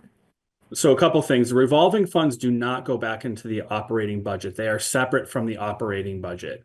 So these are sort of self-contained accounts that do not play into the excess and deficiency. Excess and deficiency is essentially your balance from the previous year, any operating surplus, and then any operating revenues over projections. And what I would so- say is these accounts don't close to excess and deficiency. Each year. And so, Correct. but you said that you can use the money as offsets. Correct. And we do a really good job, I think, of showing that to school committee and discussing that with school committee during the budget planning phase. So you know exactly what's going to be coming out. Okay. All right. Any other questions on this particular report? All right, everybody, let's keep rolling. Great. Our FY24 end of year treasurer's report. So monthly, I review our cash and accounts with our district treasurer, Victoria Chartier, and ask all of my questions and confirm our future expectations with her. So this evening, you're seeing the June 30th report, which shows our cash on hand in the district bank accounts on the last day of FY24, which is June 30th. Sort of to your question before, this is Viverito about, does this close to excess and deficiency? I want to be clear that these accounts and these balances only represent the close of the day for what's in our cash and accounts in the district. So there's still a significant amount of encumbrances to be paid. There's accrued payroll. And that's all managed on our books and reviewed by our auditors as part of our official closing. But this report is not to be seen as a correlation to excess and deficiency. So to make things straightforward this evening, I'm going to walk down the report account by account, and you'll see that Bartholomew is new on the account this year, or on the report this year. So I'll talk about that when I get there. So our Unibank account that you see here, that is essentially where money goes in and goes out for our payables, which are on the warrants, and also our payroll. So every 2 weeks, we're transferring money into that account and then also transferring money out as things are paid and our people are paid. Our OPEB account, which is our OPEB trust. For those of you unfamiliar with OPEB, there is a section on our operations and our finance and operations center that explains OPEB and is informed by the great work that was done by the OPEB Management Advisory Committee last year and published for the public for education. But that's essentially the trust balance at the end of the day on June 30th from last year. TD Bank, we've had this open for a while and we're going to keep it open. In the past, we've had some payments from certain state grants and certain state agencies outside of my time in the district. However, we still want to make sure, just in case a state agency in the future makes a payment and that's on their records as where it should go, that it's open. I would imagine in the next few years that we will be able to feel comfortable about closing that, but we wouldn't want to close something that may have money transferred into it. So that's just been sitting there for a bit. The Clinton Savings, we have two accounts with them. One is with our general operating, so any money that's deposited through athletics. If we get any other cash or checks, it's delivered to that account first, and then obviously our student activities. So if a parent is making a deposit or making a payment for a field trip, for example, it's going in that direction. MMDT, this is where we sort of keep the majority of our cash for the district.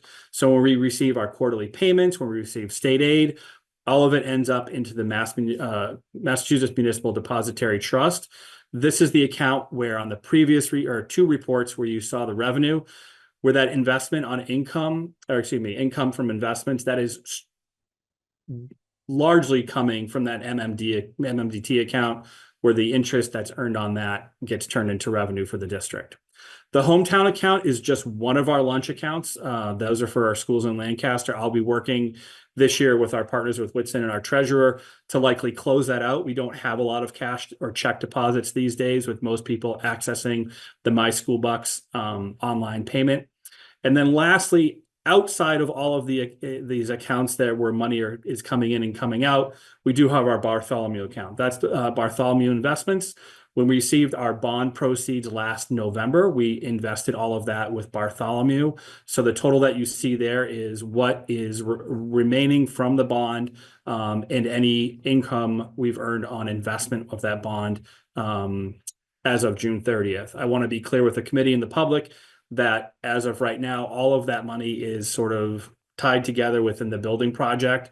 I don't want this viewed as part of our general operating accounts where we're taking money to make payments. That is strictly and only for our school building project for Nashoba Regional High School. Thank you. Great. Thanks, Ross. I wonder, quick question. Do you know how much we have earned in that Bartholomew account? I do not remember the exact amount off my top of my head, but at the close of FY24 on June 30th, when we had invested back in the beginning of November of last year, approximately somewhere between $700,000 and $800,000 in investment that again is sitting with that for the project in the future. Okay. And forgive this might be a stupid question, but does that bring down the amount that we need to charge the towns if we can make money off of this account? So given that we are just in the infancy of the project, I wouldn't make any claims or promises on anything at this point. The good news is that it is earning that money at this point, and it stays with the project. And so just to be clear, if there is at the end of all of this investment income on this money, it will be put toward bringing down the cost that the towns have to pay. It will be put towards the project. But not in like we're not going to put a swimming pool in. It would reduce the cost. That would be outside my purview. Yeah, Ms. Viverito, I think we can simply say to this as those costs would go to the project, we would stay within the spending of our authorized limits to the taxpayers. Our goal all along the way is to be on time and under budget.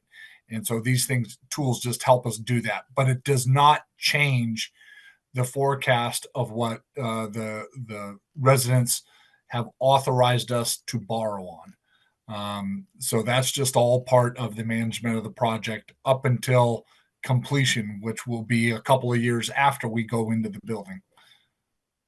But I think that the townspeople want to hear that if it's, and I asked this at the school building committee, so I think I know the answer, but the people want to know if it is indeed under budget, whatever we save goes back into their pockets.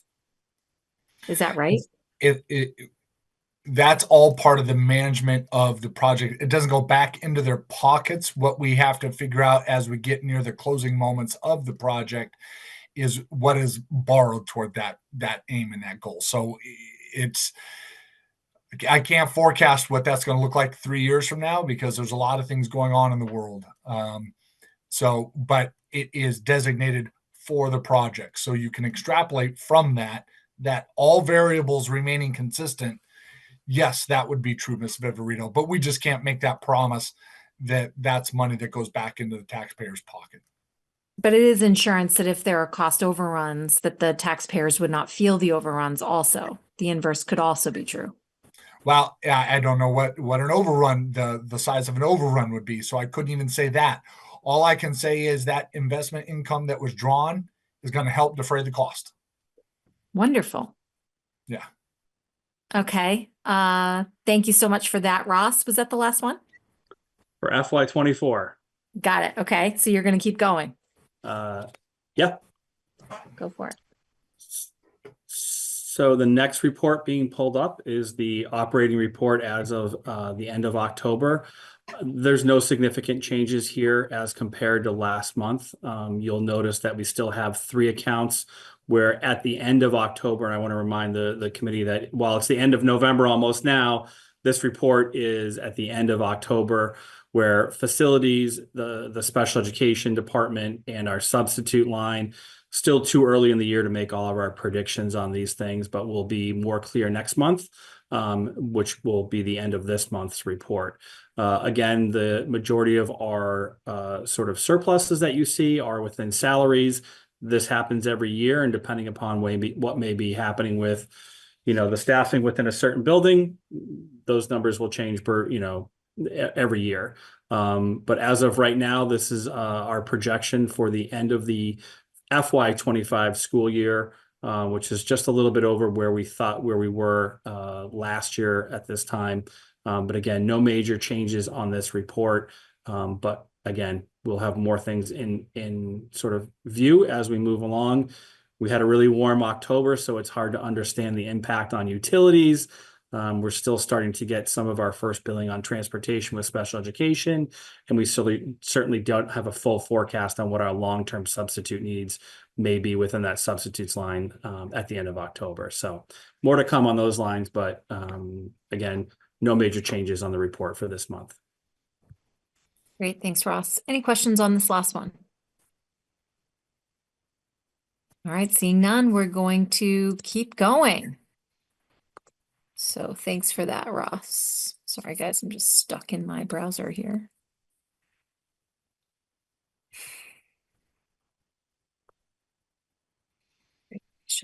Okay, sorry.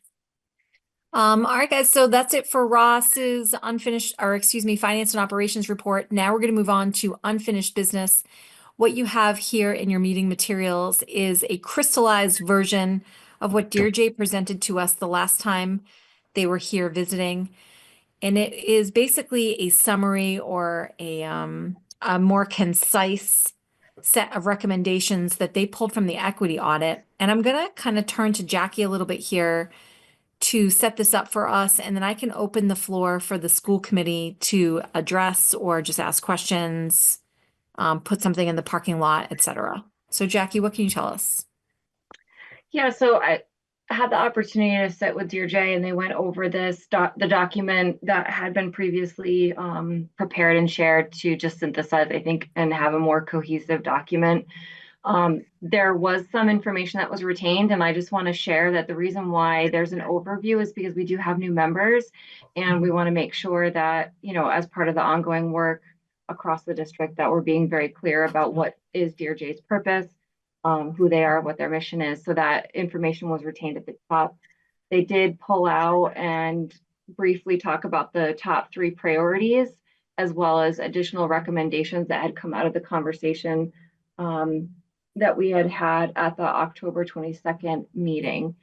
And in those areas, I will say that there was a good conversation around, like, I think revisiting and bringing back, highlighting information that has already been shared that is addressing some of these additional recommendations.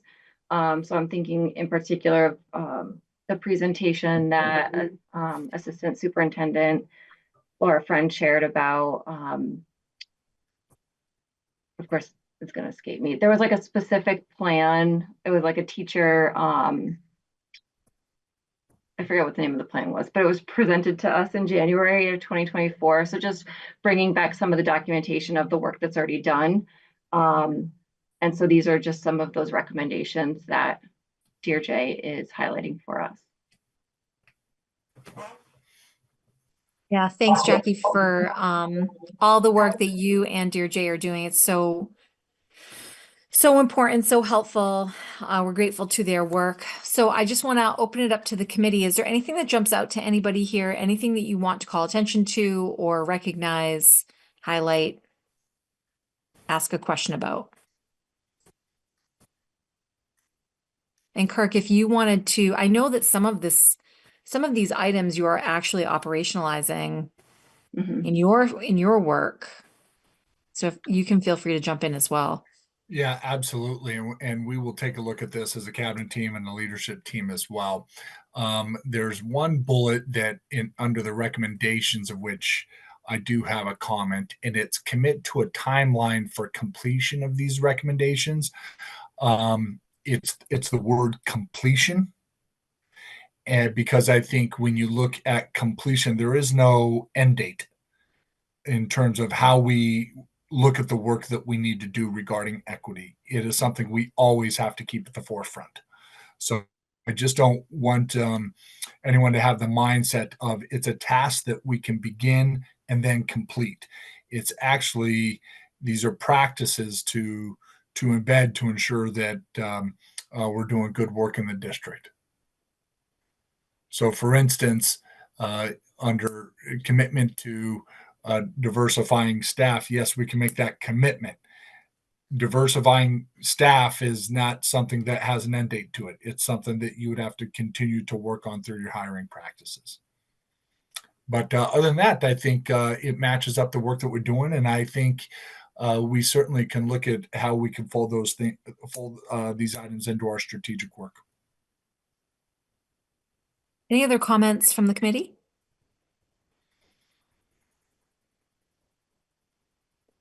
The one thing that I'll say is, Jackie, and you can perhaps speak to this better, the policy equity analysis tool, can you just speak a little bit about where DRJ is with this? And because that perhaps is one thing that could have a timeline of sorts that we could activate. So what's going on here? So I think what has helped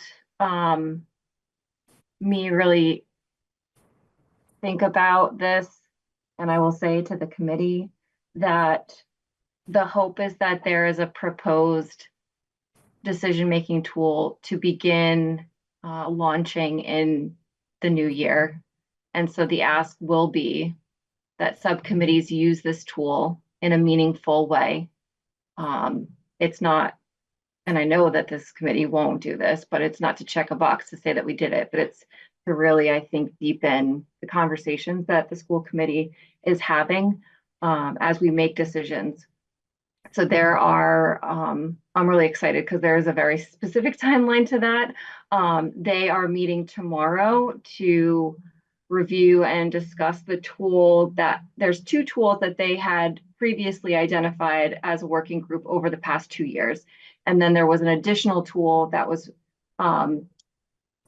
provided by Dr. Meg Mayo Brown that just is basically like an example of a high quality tool. And so they're going to be looking at those tools tomorrow. And they're going to then present that at the regular meeting in December on the 9th. And so the hope then would be the 10th, to then bring back to the school committee for consideration. Excellent. Amy Cohen.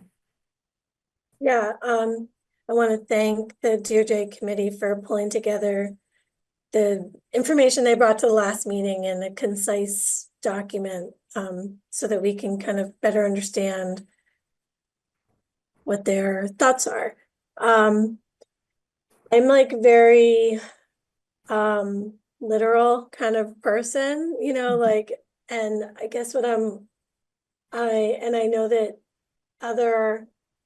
the subcommittees of the school committee have put their goals into kind of a spreadsheet that we measure our success against each year.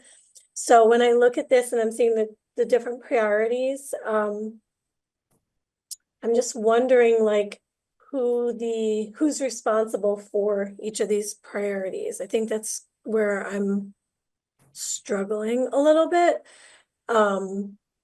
It seems like priority 1 might be an operational task. I think that's, but I'm not sure. I think priority number 2 is the school committee thing. Yeah, I do think it's important for us to talk through, and that's not a today thing, I think it's an ongoing thing, that this work is already happening. And it's happening so fast that I do think it's hard for us to remember like so it would be great, and I don't know if this is possible, but at some point in the future to have some kind of visual representation of the work that has happened, is happening, and will happen in the future, because I do feel like there is a tremendous amount of work. Priority 1 is already underway from an operational perspective with the equity team that Superintendent Downey can talk to much better than I can, but like this is happening, right? And that's happening operationally. The second one, that's a school committee responsibility. And that is actually on our agenda for addressing this year. And then priority 3 is definitely a school committee priority. And so that's what they're saying is the takeaway for me is in giving feedback to DRJ about the priorities and the recommendations that they had provided. We talked about how 1 is happening at the district level, and then 2 and 3 are really the priorities that we have. And then additional recommendations, I think, you know, to superintendent's point, like that's an ongoing forever activity. Okay, yeah, that helps me better understand how to think about those recommendations. Thank you. Yeah, absolutely. All right, guys, I'm keeping my eye on the clock and I'm wondering, is there anything that you would like to say in addition to what's already been said about this? Yeah, Sharon. I just wanted to say, Jackie, I really like that idea of some kind of a pictorial representation of what we've done, what's happening now, where we're going, because none of this is linear. It's kind of cyclical all over the place, or spiraling, if you want to think of it that way. And so that would be a really useful way to be able to see progress and see where we were, where we've been, where we're going, and how it kind of cycles around as we come back to things and improve, or improve's not the right word, but as we reconsider things and move forward based as we learn. I really like that idea. All right, guys. So, thank you very much for that, Jackie. I know that your work continues with Dear Jay, and we look forward to getting that decision-making tool brought to us. We're going to move the agenda now to any necessary subcommittee or advisory reports. Anybody have anything in addition to share?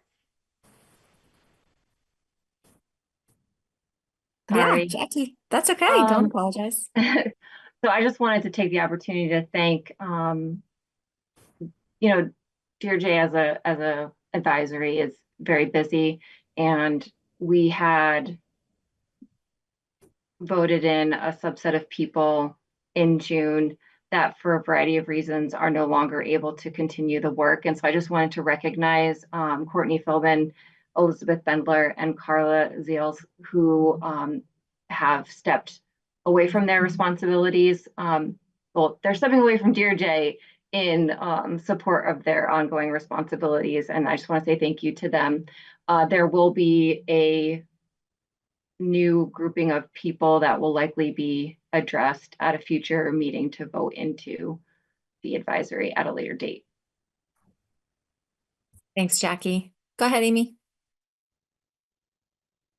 Thank you. I just want to give a brief update on the communication subcommittee.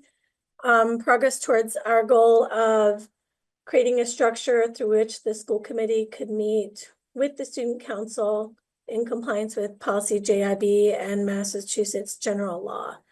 We met on Monday and talked through some of the outcomes of discussions I've had with the school committee chairperson and the superintendent, and have fleshed out a recommendation that would involve, sorry, my dog is making noise at the exact moment that I have to talk. You're fine. Give me 1 second to let him out. I'll be right. Okay. Any other subcommittee stuff? I just want to point out that the planning calendar is there for your viewing if you want to be also thinking about items for next agenda, but Amy's back, so keep going, Amy. I am so sorry about that. And I will keep this brief because I know that this meeting is going long, but essentially what we have settled on after consulting with the superintendent and the school committee chairperson is a basic idea that the representatives of the school committee that would be meeting with the student council would be the chair of the communication subcommittee along with the chair of the school committee, and that we would serve as the outreach coordinators named in Massachusetts general law, who would be interacting with the student advisory council, which in this case will be the student council. And the way we left it is that the superintendent is going to set an initial date for a meeting with the chair of the communication subcommittee and Leah with the advisor to the student council, so we can start to flesh out the purpose, the meeting norms, establish goals and a schedule for those meetings. So we should be able to report back more after that. That's awesome. Thank you so much, Amy and Kirk, for pulling this piece together. It's something that our communities want. And so they told us this in 2019, and they want the kids to have access to decision makers and for decision makers to have access to the kids. We are also going to make sure that this conversation stays within our purview. That's one of our challenges and one of our goals. All right, everybody. So items for next agenda, as you guys can see, the planning calendar, thank you, Alita, is there for you. Our next meeting is going to be, good gracious, December 4th. We have moved an item from the parking lot down into the superintendent's report. That's the NIASC update. So Kirk's going to add that. And the policy second reading that Amy will bring will be there. Amy, do you think you'll have another policy first reading? No.